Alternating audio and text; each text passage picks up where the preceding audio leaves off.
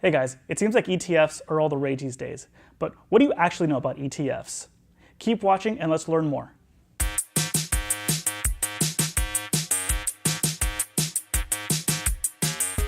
Hey everyone, it's Elion at Project Money TV.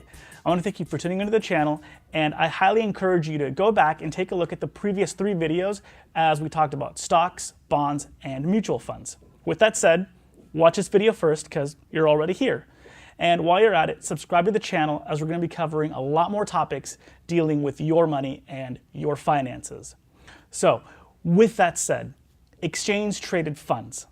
Sounds kind of like a mutual fund, kind of not, kind of really. So essentially, if a mutual fund and a stock met on Tinder, swiped right, got married, and had a baby, you'd have an exchange traded fund. Except they probably met on Match because no one gets married on Tinder.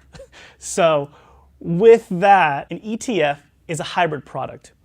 It combines the mutual fund structure in that it's an investment company that pools funds, aka money, from a lot of investors and invest those funds along preset guidelines.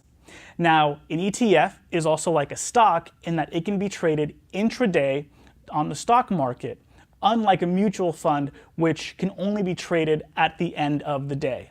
So I want to touch on this topic of intraday trading a little bit more. In America, the 2 primary stock exchanges are the New York Stock Exchange and the NASDAQ. They're both open from 8:30 a.m. to 4 p.m. Eastern Time. If I trade, meaning that I buy or sell an ETF or a stock, that order can oftentimes execute almost instantly. However, if I trade a mutual fund, that order doesn't execute until the end of the day, sometime after the stock markets have closed. It's the ability to trade ETFs almost instantly that makes them very attractive to a lot of investors. So why else are investors interested in ETFs other than intraday trading? Well, like mutual funds, ETFs give you the added benefit of diversification, meaning that you can buy a lot of stocks or a lot of bonds by purchasing one single ETF. It also makes it easier for you to accumulate a lot of stocks or a lot of bonds because you can buy one ETF with far less money than you would need to buy an entire index, for example. Another benefit for ETFs is that they're professionally managed. And like mutual funds, some are passively managed, meaning they try to stick to an index.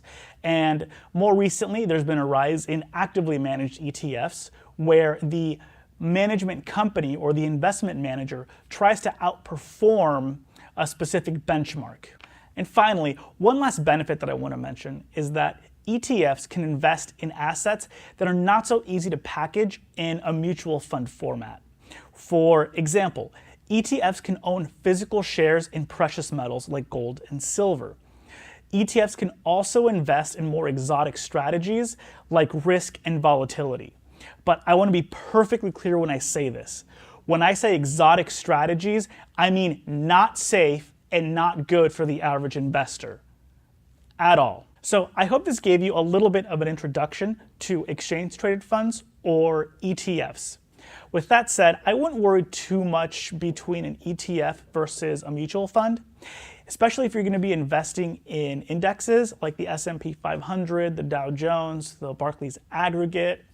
I would probably pick the one that has the lowest fees associated with it and does not charge a commission or a sales load to buy it. That's probably what I would do. I wouldn't worry. With that, I'm Elion, and thank you for watching Project Money TV. Please subscribe to the channel as we're going to be covering a lot more topics to help you figure out your money and your finances.